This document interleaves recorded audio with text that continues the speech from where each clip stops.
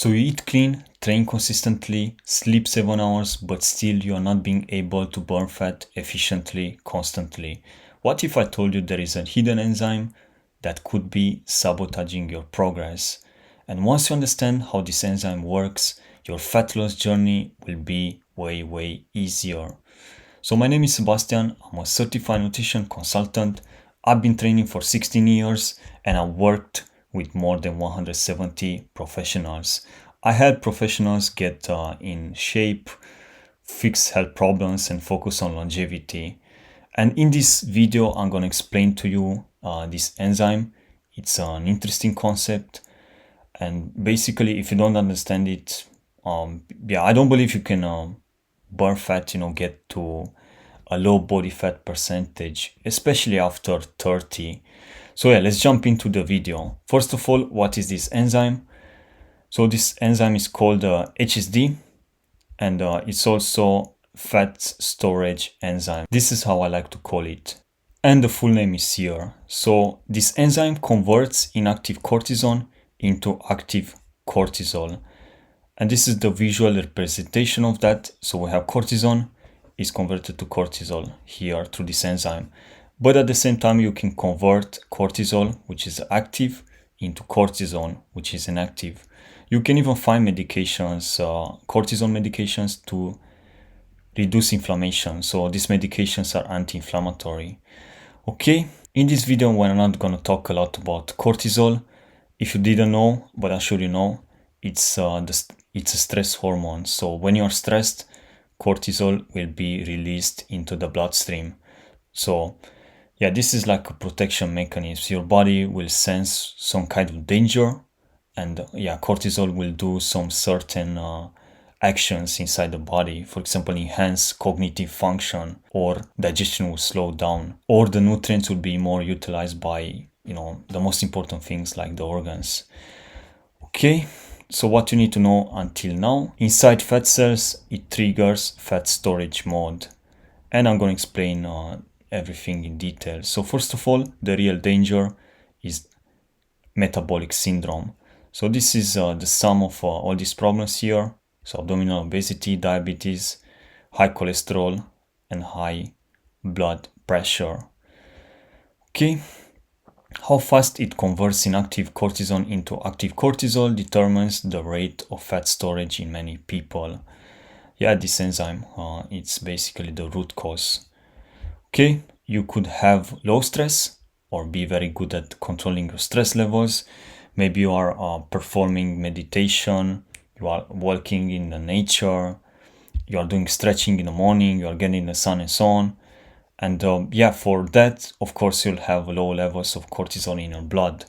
But if you have a high HSD activity, then your fat cells will always see a high level of cortisol. Very interesting stuff, right? Location, this is located within every cell of the body. The highest levels are found in fat tissue, liver, and brain tissue. And something important here, HSD activity is higher in abdominal fat cells than it is in fat cells in other parts of the body. This is why it's so hard, to get rid of that last bit of fat in your lower abs. HSD activity is genetically determined, so a person will have either high, low, or normal activity, and thus a corresponding level of cortisol conversion and fat storage. How you can check if you have it genetically, more sensitive? Well, I would say it depends, how you grew up, the foods that you consumed, and also your parents, what they consumed before. So this is how you can sense, if you have it high, elevated, and then it's genetic. So are your parents overweight, or are your parents, in a good shape?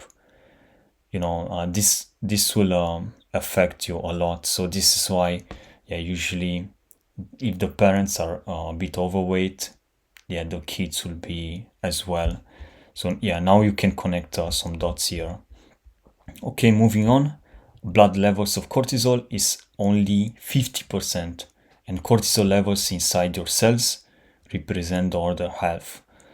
And in general, high levels of abdominal fat and total body fat are associated with higher total levels of cortisol in the body. Interesting stuff. And cortisol contributes to abdominal fat accumulation, and the potency of HSD, how active this enzyme is, has emerged as the key. So yeah, this is one of the key components of why people cannot burn fat efficiently. But don't worry, because I'm going to explain what you need to do. Okay, regarding the blood work, so if you have normal levels, this will be between 10 here and let's say 25, which will be here somewhere. So if you're performing a blood work and you are here in this area, you are fine. And as you can see, after that, the cortisol will decrease. So yeah, when you are ready for sleep, you should be here somewhere, and that's the lowest point. So you want to not have activities that will elevate cortisol in the evening. This is why it's not recommended even going to the gym in the evenings, because you will deal with problems with your sleep, obviously. Okay, and the big three factors, risk factors, this will elevate your cortisol, are chronic stress. So what is the meaning of this word chronic? I don't know if you know, maybe you know already. So let's say that there is some kind of danger in your life. Let's say that a dog is running behind you. So of course the stress will be elevated, right? And what you need to do after that, so let's say you escape the dog, you need to have some kind of activity that will reduce stress. So basically to compensate in a way. Of course, the more low stress activities you will have, the better. But let's say you have another stress after that. So yeah, again, cortisol will be elevated. But again, you need maybe another dog, for example, in this example. And again, you escape the dog and you get back to the normal levels. So what is happening when you're dealing with chronic stress? Let's say that you have a stress in your life and you don't perform the low stress or the de-stress activity, I like to call it, or maybe just a bit. Yeah, you're going to reduce it and again will be elevated when another stress will appear. If you have a stressful job, right? You go to your job, the job is stressful for 8 hours, but then you need to go home to relax or just to do, de-stress activities. If not, what is gonna happen? You're gonna be in a constant stress, so something like this, until basically you're gonna deal with chronic stress, which is something like this. And yeah, if you're dealing with chronic stress, cortisol will stay elevated and everything will function very badly inside your body. But yeah, I'm gonna make a video about cortisol because this is very interesting. Okay, hope this makes sense so far. Let's get to the next point, which is what activates HSD. So first of all, crash diets, any kind of diets with names, restriction. And there is a study regarding this, 3.4 times HSD will be elevated in 10 weeks if you're keeping this kind of diets. Then we have chronic stress. Again, now you know what is chronic stress. Blood sugar crashes. I'm going to explain some solutions for this. Overtraining, so I would say at maximum 4 times per week. If you have a very, very high stressful week, I'll recommend you skip the gym because training is another stress on your body. So you need to lower it, if you have crazy high, because you don't want to deal with chronic stress. And trust me, you're not going to have any kind of results if you overtrain. The question you should ask yourself is that, do I need a stimulant to get the next workout? If you're tired, if you're stressed, don't do the workout, for example, if you tell yourself, oh, I need some coffee before the workout. No, you don't need it. You just need to skip the workout because maybe you are overtraining. Then we have poor sleep and inflammatory diets will be the last thing. For example, vegan diet. Additional research, very important. So high HSD activity levels are associated with obesity and insulin resistance. What is insulin resistance anyway? I'm going to explain it to you in as simple as possible. So we have insulin and we have the insulin receptor. Consider insulin like a key. the receptor will open this channel. So we have here the glucose channel, which is closed, as you can see here. And then the insulin will unlock that, and the glucose will get into the cells to be utilized as energy.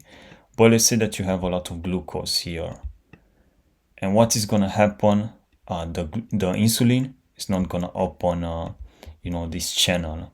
So the glucose, or as we like to call it, sugar, glucose is basically sugar, will stay in your bloodstream. So this is your bloodstream. So you're gonna have a lot of sugar here, and this will lead to insulin resistance or high blood sugar. So it's not getting into the cells. Okay, the next point is HSD activity is higher in people with obesity. Adipose tissue may have its own set of messengers that signal the fat cells to store more fat independent of food intake. Very important. So you can consume, you can go lower on calories, have a caloric deficit, but still you're not burning fat. Maybe you are losing weight, but again, losing weight and burning fat are two different things. Okay. Number 4 is increased HSD activity in abdominal fat tissue contributes to the worsening of obesity and insulin resistance. Basically, this is similar with the first point, but just it's another study, another university, or another researchers. And the last point is the liver and the related internal organs convert a large proportion of inactive cortisol into active cortisol via the HSD enzyme. So we have enough evidence to conclude that this enzyme will help you store more fat, of course, help you negatively. Okay, so what do you want to lower HSD? Now you know already this enzyme is the bad stuff. So slowing the activity of HSD is protective against weight gain and enhances hepatic insulin sensitivity, leading to better blood sugar control. In the past, obesity and weight gain were attributed to overeating and a lack of exercise. But today we know already that that's not the case, because of this enzyme. So this is something partially recent.